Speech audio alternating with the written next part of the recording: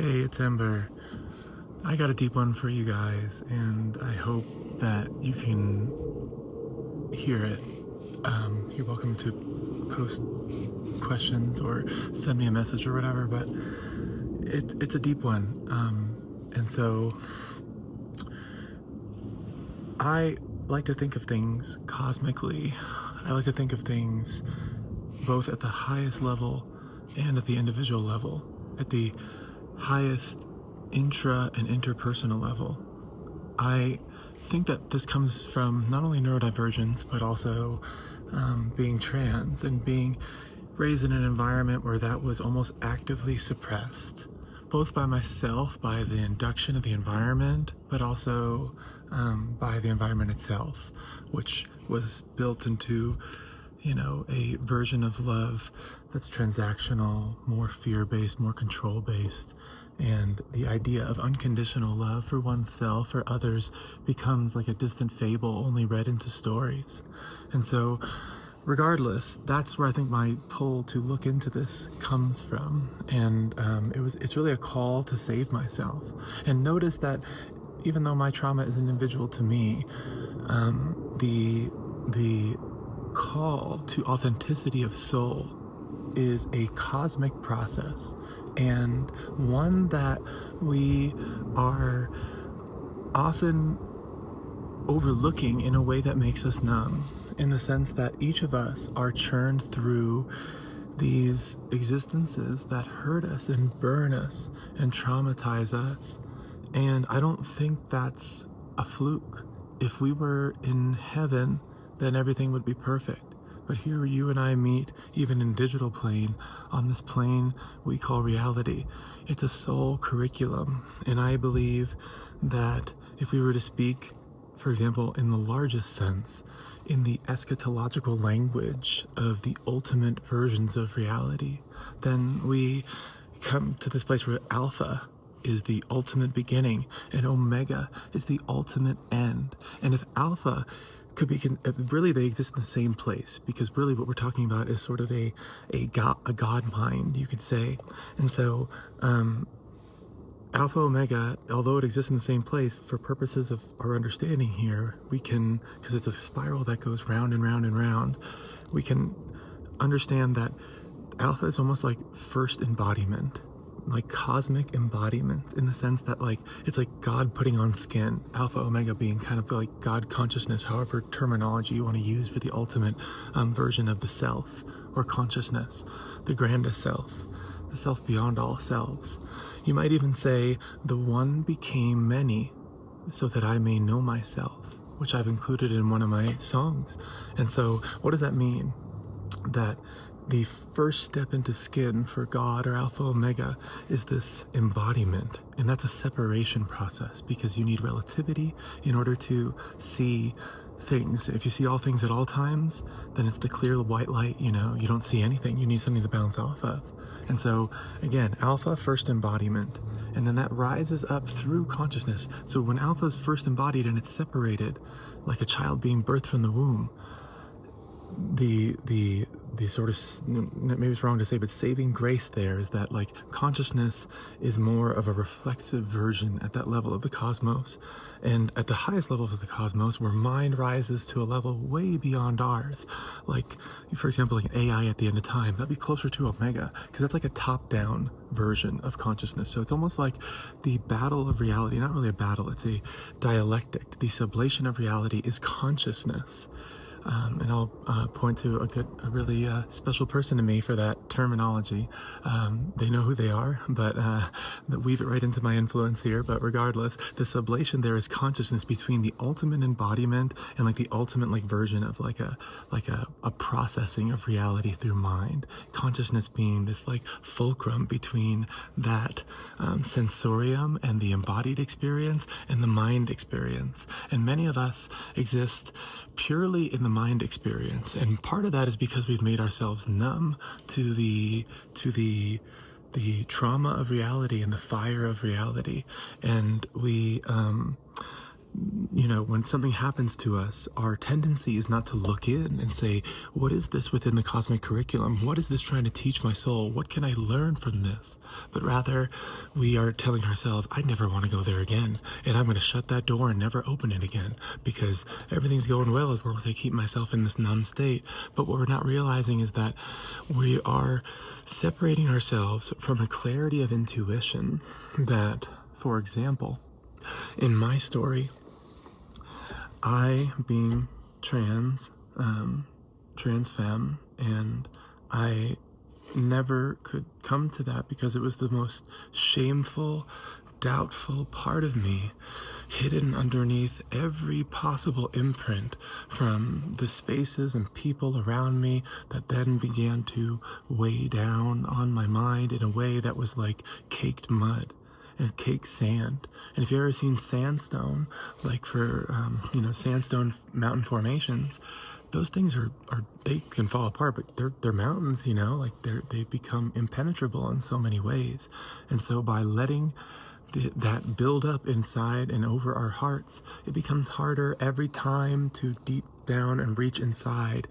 And by reaching inside, I want to say there's a tuning fork of your soul. And before you say, I don't believe in a soul, I'm using the term soul to mean the totality of the concrescence of your being. The information possible to be espoused back into reality, that's your soul.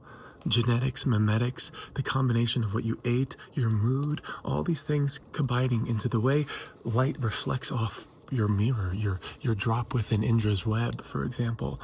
And so in my terminology, I heard like a distant call in a cave, for example, what I thought was a cave, down, down deep, where every time I would search for it, I would either be pushed away, shamed by myself or others, and said, nah, there's nothing down there.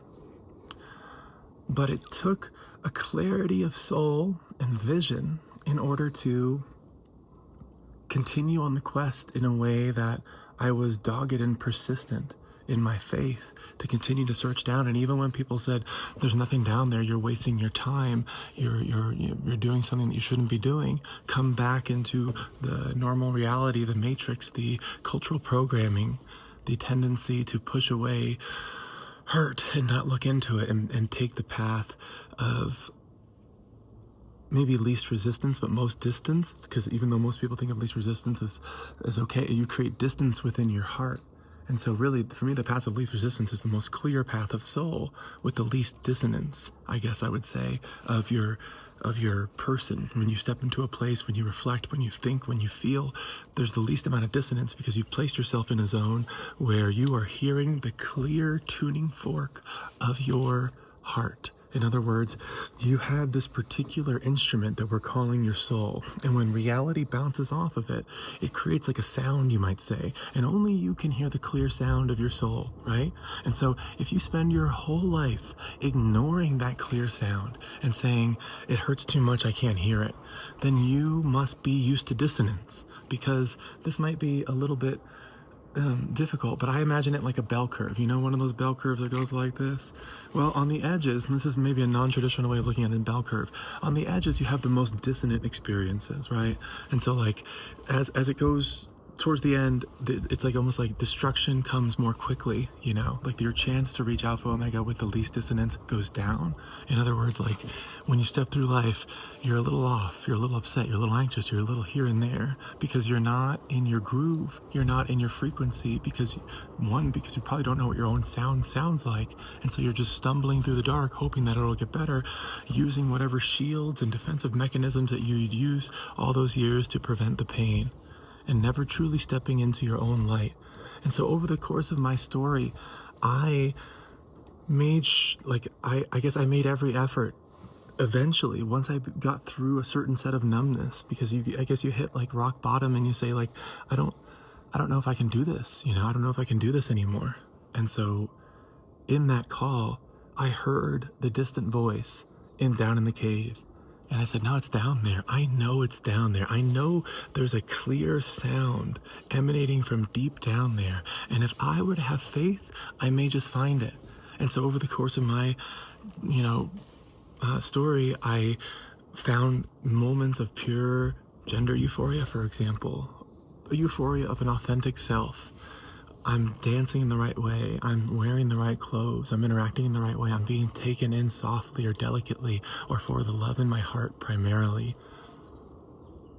And there was something about those experiences that made me feel more real than real. You know what that was? That was reality hitting the tuning fork.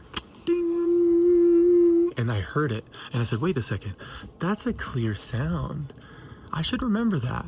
And so if you want to walk a path that's closer to the center of the bell curve, that means that you are trying to hear the sound, and it's not forcing it in your life. There's not a way to force yourself out of numbness. We are moving through a spiral of the curriculum of the cosmos where each lesson is going to be given back to you again and again and again until the cosmos believes and you believe that the soil is fruitful, that the weather is fruitful. And so your task and my task has been not to force it, but to listen in the most delicate and vulnerable way. And say, yes, this is me at the center of my core. And I want to bring it back to, again, the one became many so that I may know myself. Think about that at the cosmic level, right? It's almost as if God consciousness is trying to see the clearest versions of self in the clearest possible ways through all the possible paths at once, and the concrescence there is Alpha Omega. And that's just a weird cosmic way I look at it, right? But in the end, this is a soul process, and it's individual and intimate to you. And most of us try to attack this by pure mind, by pure solving it from, what if I just see it the right way? But you have to feel it. You have to hear it, because that's the fulcrum between the embodiment and the top-down mind, like the reflexive version of the biological mass of the cosmos and the AI at the end of time. Or in your body, your corporeal essence and the way you feel and are tuned with the way you can perceive it, understand it, and categorize it, and the fulcrum there being this being, your being. And even though it's a fragment of the ultimate being, that is the true ground of reality. Being, and being is the alpha and the omega. And so when I have gone through this process, I have reached possibly like synchronicities, you can describe it that way. In other words, it seems like not only when you hear the resonant sound within your heart, the tuning fork of your soul, not only do you step on the right path that becomes frictionless, without dissonance, at least as much as possible, but the cosmos sends things your way to say, you're doing the good work there. And by sort of bringing yourself into harmony, harmony comes to you. And so I bid you to listen to the call down in your cave. Why? Because when you reach that, even if there's people doubting you around you, and only you can know the true sound of your soul, you realize some sort of disturbing truth, that you are emerging from the cave, and for the first time finding sunlight on your heart, on your soul, and in your eyes. And everyone else is back there. And they've been telling you, and that's not to say, forget them. That's to say we need to pull everybody. And I can't tell you how to do it other than to listen to the tuning fork and realize that your journey is intertwined with the entire cosmos itself. The one became many so that I may know myself. And how do you know yourself if you're walking like this? Remember, thanks for listening. This was a deep one. I know I'll talk to you guys soon.